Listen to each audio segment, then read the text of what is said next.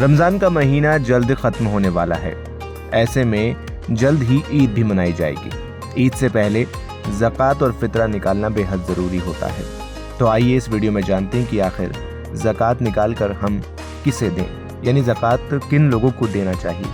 आपको बता दें कि ज़कात भी इस्लाम की 5 बुनियादों यानी 5 फ़र्ज़ों में से एक है और रमज़ान के महीने में ज़कात देना बेहद सुन्नत माना जाता है, क्योंकि हर मुसलमान के लिए रमज़ान का महीना बेहद ही ख़ास और पाक होता है।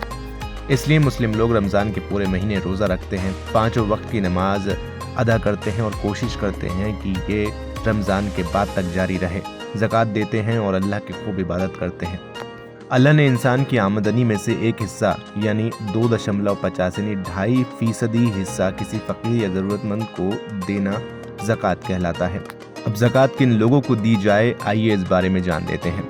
कुरान मजीद में अल्लाह ने फरमाया, ज़कात तुम्हारी कमाई में गरीबों और मिस्कीनों का हक है।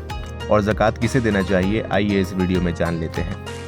अल्लाह के लिए माल का एक हिस्सा जो शरीयत ने तय किया, उसका मुसलमान फ़कीर यानी ज़रूरतमंद को मालिक बना देना शरीयत में ज़कात कहलाता है। ज़कात निकालने के बाद सबसे बड़ा जो मसला आता है वो है कि ज़कात किसको दी जाए। ज़कात देते वक्त इस चीज़ का ख्याल रखें कि ज़कात उसको ही मिलना चाहिए जिसको उसकी सबसे ज़्यादा ज़रूरत हो, वो शख्स जिसकी आमदनी कम हो और उसका खर्चा ज़्यादा हो। अल्लाह ने इसके लिए कुछ पैमाने और ओहदे तय किए हैं जिसके हिसाब से आपको अपनी ज़कात दे देनी चाहिए। इनके अलावा और जगहें भी बताई गई हैं जहां आप ज़कात के पैसे का इस्तेमाल कर सकते हैं। सबसे पहला ज़कात का हकदार है फ़कीर।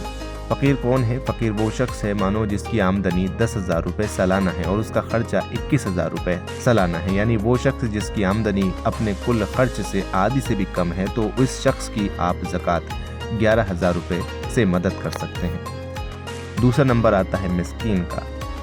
मिस्कीन वो शख्स है जो फ़कीर से थोड़ा अमीर है, या वो शख्स है मानो जिसकी आमदनी 10,000 रुपये सालाना है और उसका खर्चा 15,000 रुपये सालाना है, यानी वो शख्स जिसकी आमदनी अपने कुल खर्च से आधी से ज़्यादा है, तो आप इस शख्स की आप ज़कात के 5,000 रुपये से उसकी मदद कर सकते हैं। तीसरा नंबर आता है तारिक क़ल्ब का। तारिक क़ल्ब उन लोगों को कहते हैं जो ज़कात की वसूली करते हैं और उसको बांटते हैं। ये लोग आमतौर पर उन देशों में होते हैं जहाँ इस्लामिक हुकूमत या कानून लागू होता है।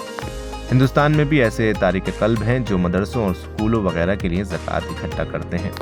चौथा नंबर आता है गर्दन को छुड़ाने में। पहले के वक्त में गुलाम और बंदियाँ रखी जाती थी जो बहुत बड़ा गुनाह था। अल्लाह की नज़र में हर इंसान का दर्जा बराबर है, इसलिए मुसलमानों को हुक्म दिया गया कि अपनी ज़कात का इस्तेमाल ऐसे गुलाम छुड़वाने में करो, उनको ख़रीदो और उनको आज़ाद कर दो। आज के दौर में गुलाम तो नहीं होते, लेकिन आप लोग अब भी इस काम को अंजाम दे सकते हैं। अगर कोई मुसलमान पर किसी ऐसे इंसान का कर्ज है जो जिस्मानी और दिमागी तौर पर काफ़ी परेशान करता है, या जेलों में जो बेकसूर और मासूम मुसलमान बंद हैं, उनको छुड़ाने में आप पैसा खर्च कर सकते हैं।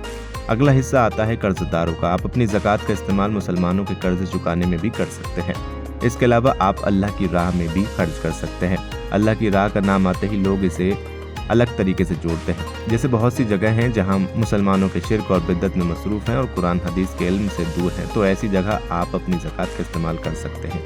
वहीं आखिर में आता है मुसाफिर की मदद। मान लीजिए आपके पास काफ़ी पैसा है और आप कहीं सफ़र पर जाते हैं, लेकिन आपने शहर से बाहर जाने के बाद आपकी जेब कट जाती है और आपके पास इतने पैसे भी नहीं हो कि आप अपने घर लौट सकें, तो एक मुसलमान का फ़र्ज़ बनता है कि वो आपकी मदद अपने ज़कात के पैसे से करे और अपने घर तक आने का किराया वगैरह दे। फिलहाल इस वीडियो में इतना ही। उम्मीद है आपको ये जानकारी पसंद आई होगी। वीडियो को लाइक करें, शेयर करें और चैनल को सब्सक्राइब करना बिल्कुल ना भूलें। सब्सक्राइब